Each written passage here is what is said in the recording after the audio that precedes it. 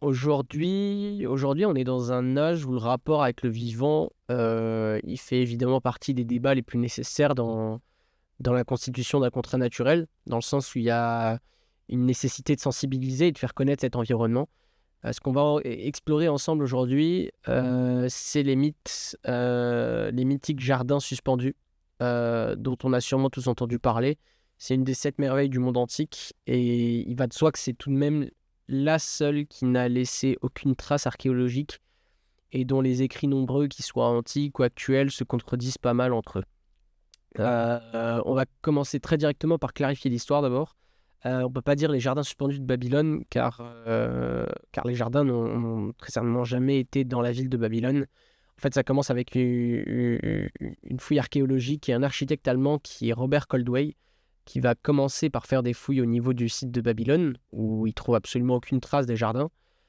Et il est face à des incohérences quant aux sources antiques, comme par exemple le fait que les jardins devaient avoir accès à l'Euphrate, et en même temps au palais, alors que la muraille bloquait l'accès justement à ces jardins et au palais.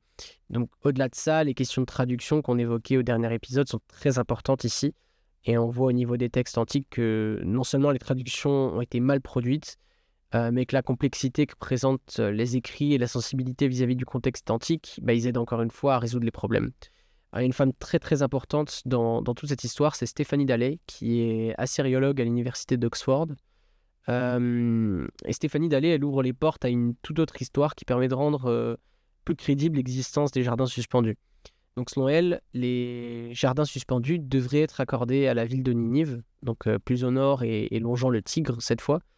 Elle s'appuie sur les nombreuses confusions des Grecs au sujet de la Syrie et de la Babylonie, notamment celle de Diodore de Sicile, donc qui est un historien grec, qui mentionne la ville de Ninive au bord non pas du Tigre mais de l'Euphrate. Autre élément, celui des textes d'Hérodote, donc qui mentionne la ville de Babylone. Quand il mentionne la ville de Babylone, il mentionne en aucun cas des jardins dans la ville, ou en tout cas pas des jardins de cette ampleur-là. Et enfin, euh, on peut considérer, selon Dallet, que la précision qu'on a accordée quant à ce qui concerne la construction des jardins de la part d'un roi, donc en l'occurrence maintenant c'est le roi Sénachérib qui est le roi assyrien, donc pour sa femme, euh, était le roi donc assyrien et non pas babylonien, ce qui est appuyé encore une fois euh, sur les textes de Diodore de Sicile, qui énonce la raison de ces jardins, à savoir un cadeau pour rappeler les paysages montagneux de l'enfance de la reine. Donc, au sujet de son emplacement dans la ville, on peut déjà affirmer que les jardins se situent près d'un cours d'eau et que ça pourrait être que le cours d'eau qui traverse le centre de la ville, donc la petite rivière qui s'appelle Rosal, qui traverse la ville et son centre à proximité du tel de Kuyunjik, donc qui est une sorte de colline au centre de la ville, avec les palais et les temples. Aussi, les jardins, ils étaient de toute évidence liés au complexe palatial, donc ce qui peut être prouvé par une carte de John Russell, qui montrait à l'époque les courbes de niveau du domaine du palais, et on y décelait des jardins, et s'appuyait justement aussi la version de Diodore, qui affirmait que des jardins ressemblaient à un théâtre grec, donc à savoir une structure en gradin. Donc on peut avoir une idée plus précise de la structure. Alors les sources antiques parlent de dimensions qui sont un peu exorbitantes. Diodore et Strabon, eux, s'accordent à dire que le jardin est constitué d'une trame de murs et de vide dans sa structure interne, donc respectivement de 6,7 mètres et de 6 mètres, donc créant au total des côtés d'un plan carré de 125 mètres de côté. L'édifice il se divise en 5 niveaux sur la hauteur. Donc chaque niveau recule pour laisser place à des gradins d'une largeur égale à un mur et un vide, donc soit 12,7 mètres, et laissant place par la suite à des espaces couverts en intérieur. La composition des sols est assez précisément définie, donc une couche de pierre qui forme l'ensemble de la structure du bâtiment. Vient ensuite sur ça, donc là je parle de la structure au niveau des endroits où on maintient la terre, où il y a toute la végétation. Donc vient ensuite une couche de bitume avec un épais hydroso à balai commun. Donc c'est utilisé en masse dans la construction grâce à sa forte présence dans les marécages au sud de la Mésopotamie. Et le bitume, il joue ici le rôle d'étanchéité. Donc Encore au-dessus de ça, il y a 2 lits de briques liés par du plâtre et enfin des plaques de plomb qui précèdent le mètre de terre qui sera présent donc un mètre de terre qui devrait être suffisant pour accueillir des arbres avec des racines, etc. Donc aussi, Diodore, il nous décrit un ensemble de galeries qui se positionnent sous les étages supérieurs, permettant d'avoir des promenades, ou de retrouver les bassins et plusieurs chambres où on pouvait manger afin que la famille royale y prenne du bon temps. Alors plusieurs thèmes à traiter, celui de l'eau, premièrement, qui doit être irrigué au sommet avec ce qui semble être des vis d'Archimède. Donc même si Archimède n'était pas encore là, on appelle ça des vis d'Archimède, permettant de suivre des propos de Diodore qui prétendait que le système était invisible depuis les jardins, et suivant encore une fois les dires de Stéphanie Dallet sur la traduction des textes de Sennacherib, le roi assyrien. Un autre système a été proposé par Stevenson, donc, qui était un ensemble de roues permettant de monter l'eau depuis la source d'eau, donc, qui était un bassin souterrain, donc comme un espèce de moulin, quoi, et qui contenait une réserve issue du cours d'eau. Mais encore une fois, on illustre ici non pas une version officielle, car il n'y en a pas, et qu'il n'y en aura sans doute jamais, mais une version qui se veut cohérente. Donc le fait est qu'on se maintient à la version de Diodore et de ce moyen d'irriguer l'eau jusqu'en haut complètement invisible depuis l'extérieur des jardins.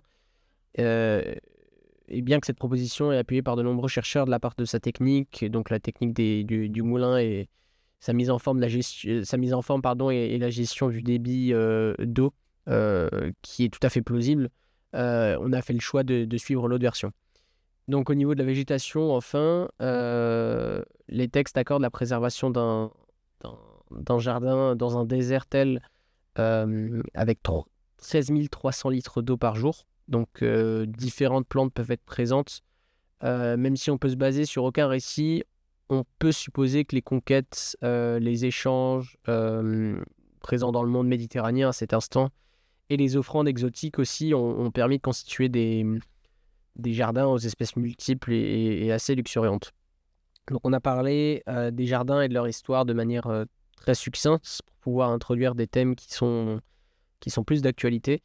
Depuis leur mise en situation à Ninive jusqu'aux hypothétiques déductions concernant la structure, l'eau et la végétation, les jardins suspendus, c'est un témoignage, bien qu'on vienne l'affirmer, bien qu'on puisse l'affirmer par manque cruel de preuves tangibles. C'est un témoignage nécessaire et plus qu'important aujourd'hui. Bien que ce soit un cadeau pour sa femme de la part d'un roi, la portée de ce travail, elle est avant tout sociale. C'est un peu une offrande à une population vivant dans un désert qui n'a pas accès en temps normal au jardin. Alors il nous faudrait bien plus de temps et surtout plus de sources pour analyser cette dernière, mais en temps, elle paraît complexe, cette utopie, et incomplexe dans sa description. Mais on peut affirmer, du peu qu'on sache, que ce dialogue, il existe, et de manière radicale, puisque, comme on l'évoquait précédemment, les éléments architectoniques ici peuvent être en majorité accordés à la nature, donc aux plantes, au sol et à toute cette végétation entretenue et évoluant. Les éléments architectoniques tels qu'on les connaît, faits de pierre, de plâtre, de statues et d'arcades, ils sont en majorité ici que de l'ordre de la structure. Et les jardins portent en leur essence une ambition qui arrive jusqu'à nous, qui serait bon de chercher à comprendre, ou au moins y accorder un intérêt. Alors ça pose pas mal de questions, et on va en discuter justement aujourd'hui avec notre invitée, qui est Roselyne Delétrange. Donc, moi, je m'appelle Roselyne Delétrange. Je suis architecte de formation et paysagiste. Et puis, par la suite, j'ai fait un doctorat en urbanisme. Donc, voilà les différentes cordes de mon arc. Le paysage, je m'y suis formée d'une double façon. Une façon très, entre guillemets, classique et culturaliste à la française, comme du paysage française. Et puis, par l'écologie du paysage aussi, par la suite. Et donc, ça, c'est en fait une branche de l'écologie. Et donc, c'est une approche qui est en même temps écologique et géographique. Ça permet de voir des appréhensions croisées de toutes ces grandes questions. Donc, je suis professeure à l'Université catholique de Louvain. Là, j'enseigne l'histoire des jardins, le projet de territoire, l'urbanisme. Et puis à la KU Leuven, donc Catholic Université de Leuven, où j'enseigne le landscape architecture. Et par ailleurs, je travaille pour l'administration de l'environnement de la région bruxelloise. Je suis en charge de projets de recherche appliqués sur la végétalisation des territoires urbanisés. C'est un projet européen. Voilà. Ouais, c'est bien chargé. On vous a appelé aujourd'hui pour vos compétences dans cette question des jardins, dans les cours notamment d'histoire des jardins que vous donnez à Bruxelles l'année dernière auquel j'ai participé, mais aussi les années précédentes et cette année encore. Et on est parti sur l'étude d'un jardin, donc qui sont les jardins suspendus, pas de Babylone mais de Ninive. On a bien retenu la leçon. Et justement, dans l'étude de ces jardins, donc on a fait un historique au préalable.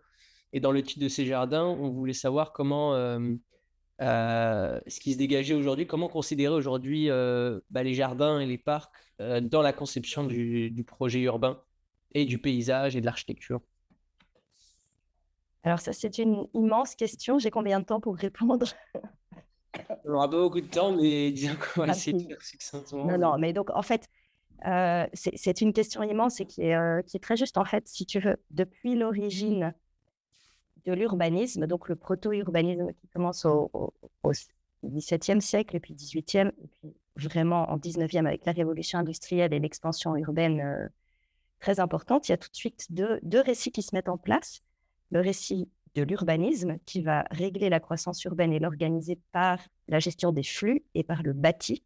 Et puis le récit de l'inversion qui va l'organiser par les espaces ouverts et par la mise en place d'une relation systémique entre la ville et la campagne. Et donc, une relation qui n'est pas hiérarchique. Et donc, en fait, le rôle des jardins, donc à l'origine déjà de l'urbanisme, les premiers grands plans d'extension, de création de villes nouvelles, y compris en Amérique et dans les colonies, ont été faits par des jardiniers qui sont vraiment voilà, c'est les jardiniers qui savent travailler la grande échelle, qui savent travailler l'incertitude, qui savent travailler le vivant, sont les pères des urbanistes, on peut le dire. Et puis ensuite, il y a ces courants qui se séparent, qui se croisent, qui s'hybrident.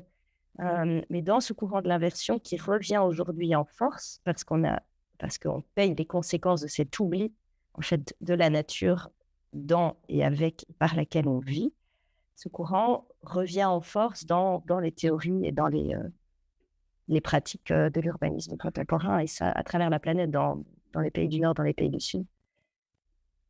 Donc l'enjeu des jardins, en fait, il est fondamental. Pourquoi? Parce que le jardin, le maître mot du jardin, c'est le soin.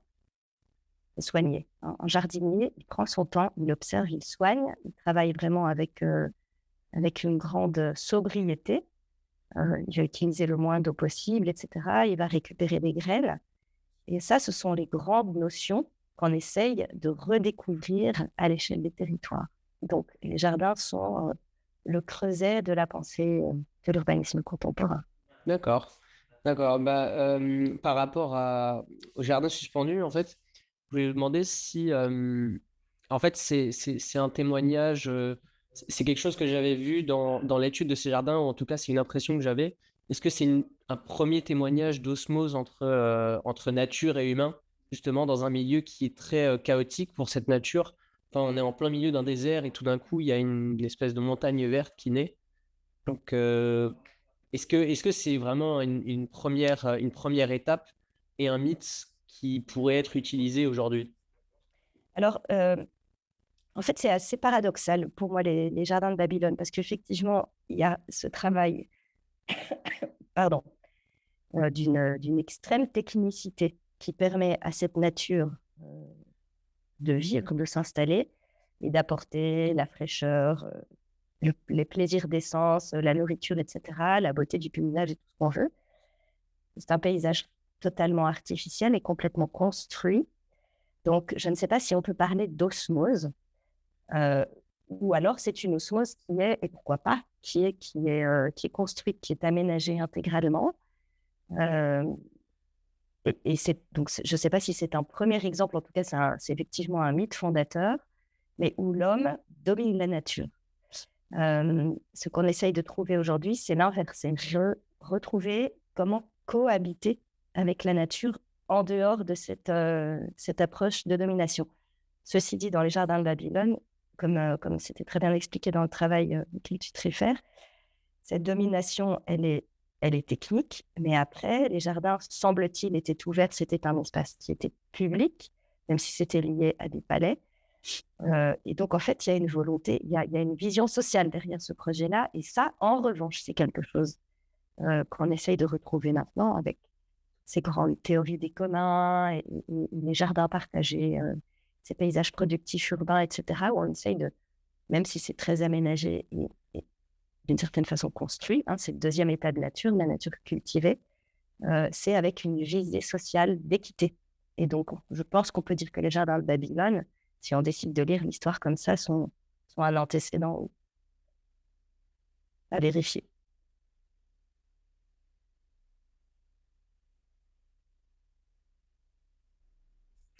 Ok, merci parce que c'est super intéressant d'avoir ce point de vue-là et l'éclairage que vous faites, surtout la distinction entre le phénomène social et comment les jardins sont utilisés et en fait la question du dominant et dominé. Je voulais vous interroger sur une question qui était liée au premier podcast qu'on a fait donc sur cette chaîne, sur Hétérotopie. On avait mis l'hypothèse que peut-être on ne devait plus prendre, pour exemple, le mythe de la hutte primitive. La hutte primitive qui était la première protection de l'humain vis-à-vis de la nature. Et en fait, il y a une idée qui est née qui était peut-être de prendre, pour exemple, d'habitat le jardin d'Éden. Alors bien sûr, on est dans des mythes et dans quelque chose de vraiment super métaphysique, quoi. Mais est-ce que c'est quelque chose qui peut aider à cultiver un nouvel idéal, surtout aujourd'hui où besoin de sensibiliser à ces questions-là, enfin, créer un nouvel idéal de nouveau chez soi, quoi.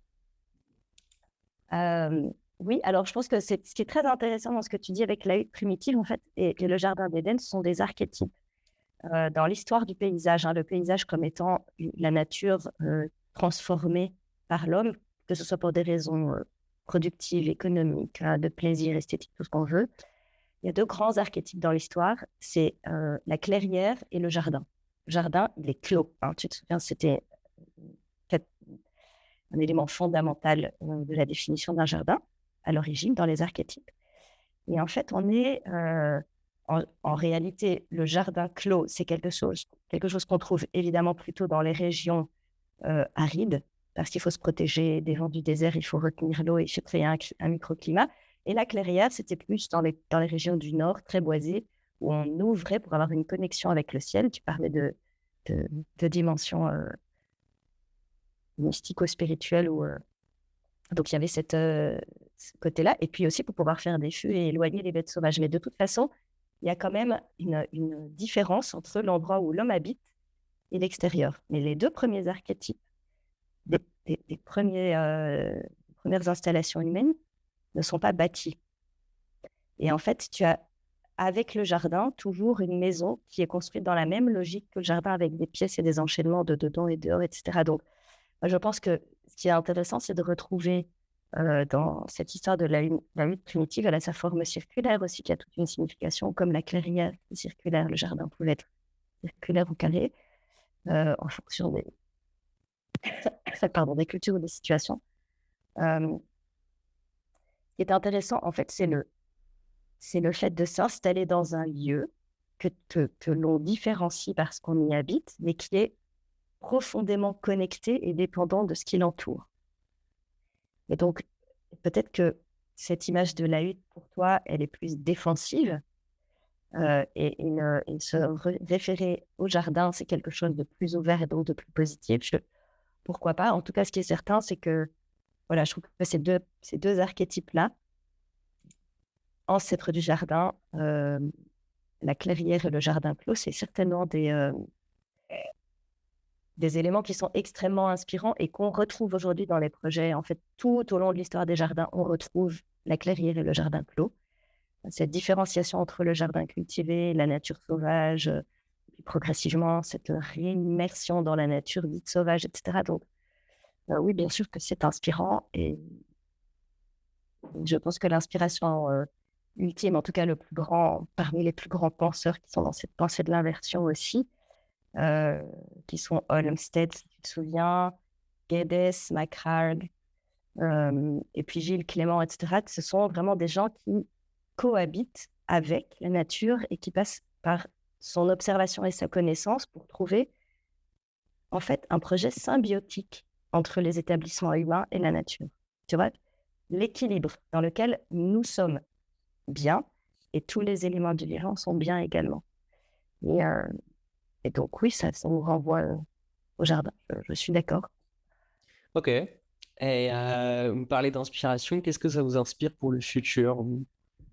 Disons, je sais pas si on doit encore parler de long terme, disons plutôt moyen terme. Alors, j'espère qu'on peut parler de long terme.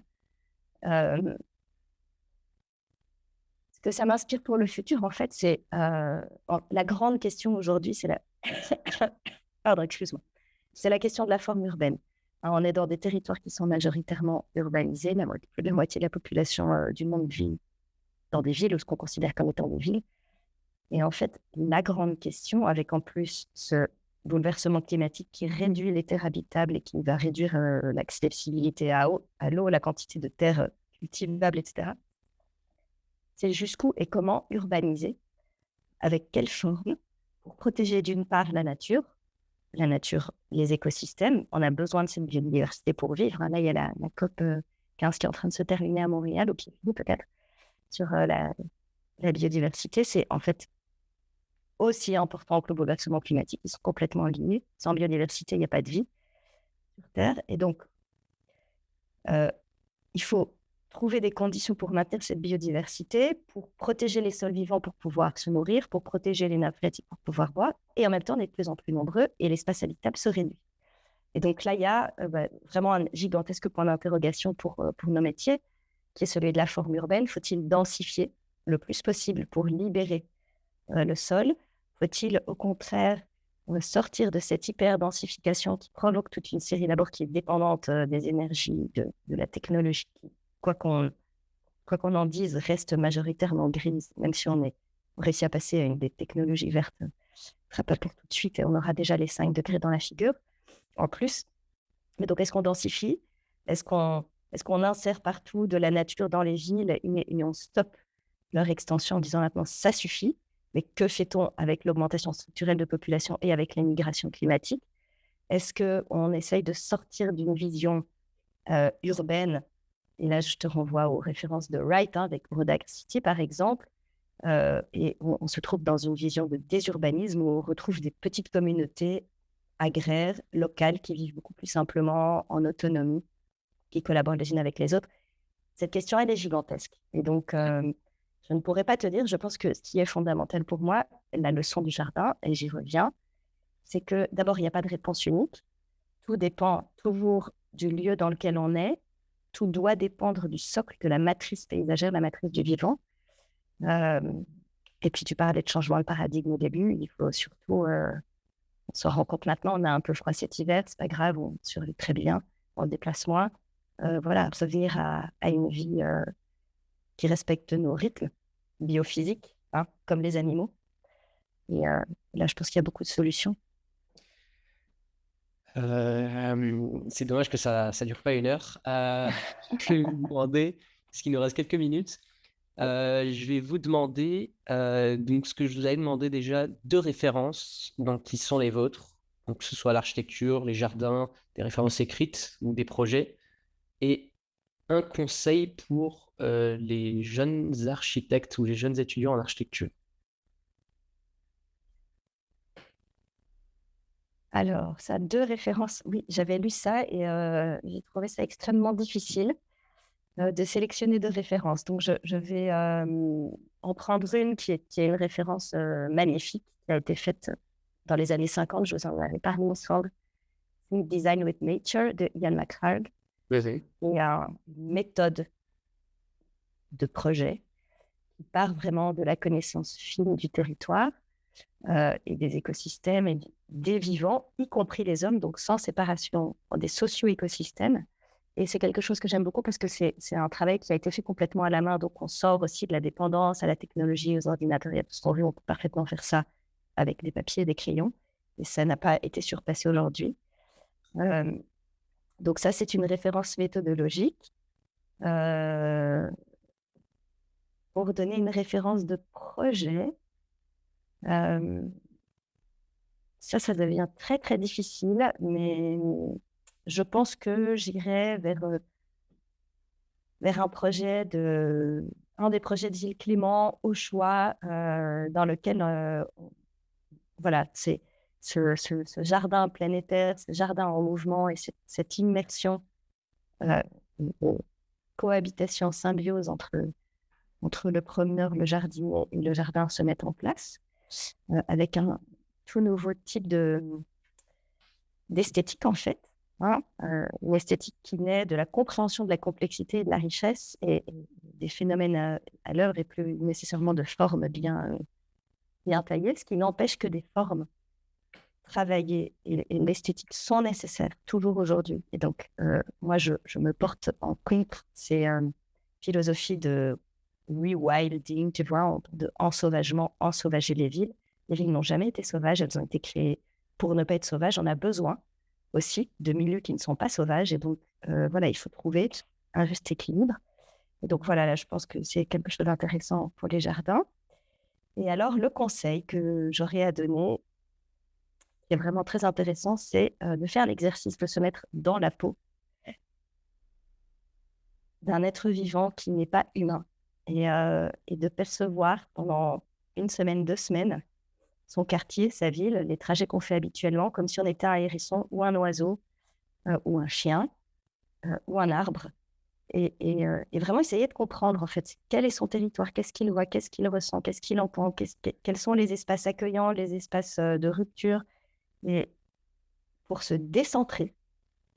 Et c'est un exercice de design que moi je fais dans un de mes cours, et c'est vraiment absolument passionnant parce que quand on a fait cet exercice-là, on conçoit l'architecture à n'importe quelle échelle complètement différemment. Ça devient une architecture vivante et accueillante, bienveillante. Tu vois?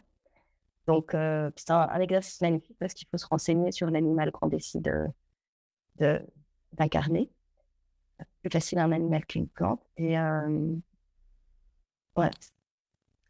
Merci beaucoup.